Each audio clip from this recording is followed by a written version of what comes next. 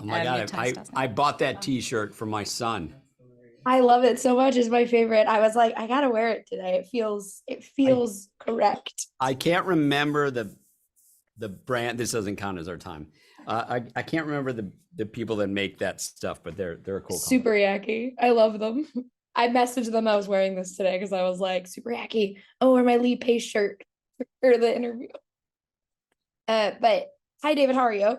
I'm good. How are you?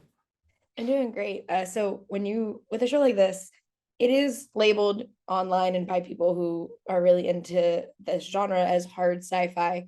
But what I love about Foundation is, which it's kind of warped because I like sci-fi as a person anyway, but it feels as if it's a approach to the Asimov story that is kind of more universal and people can come into it even if they are not hard sci-fi fans at the start. And so for you, what was the importance of kind of making that more accessible to a larger audience as a whole?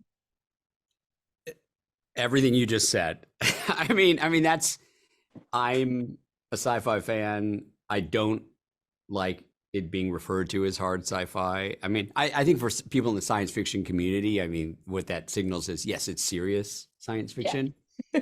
But for the show to work, you know, I think the people that read the books are less than 1% of our audience, right?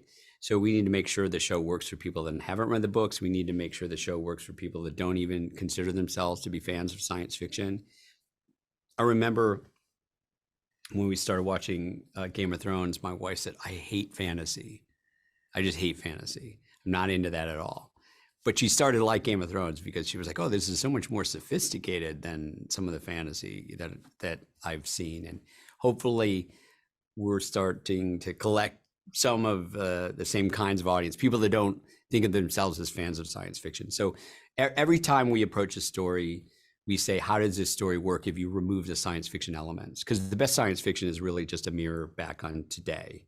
It's not really about Yeah. the future. It's about what's happening now.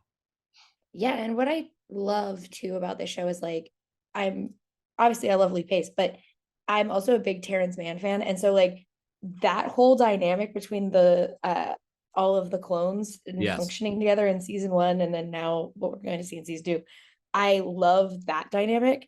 But when you are kind of approaching it where like, yeah, well, part of the main characters of this show are three clones who all have to like age into each other, where do you get to have a little fun with that? Because I liked in season one when Don was like, you could see how he was going to age until Lee Pace, but it was kind of cool. Like that now I'm thinking like, well, eventually Lee Pace has to become Rum Tum Tugger.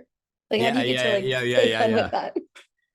Um, Look, part of the magic of that is we've got these three wonderful actors embodied by, Lee Pace, Terrence Mann, and Cassian Belton, and they are the same face from season to season and century to century, Mhm. but they play different characters, and so you get to play Jazz, or they play if we were talking about the MCU, it's the variant, of the characters. Each season they get to do something different, and part of the fun of that is saying, okay, Lee played the character this way in season one. Well, can we do a 180 in season two? Or can we go in a completely different direction where the characters are informed by their predecessors, but they truly are different characters?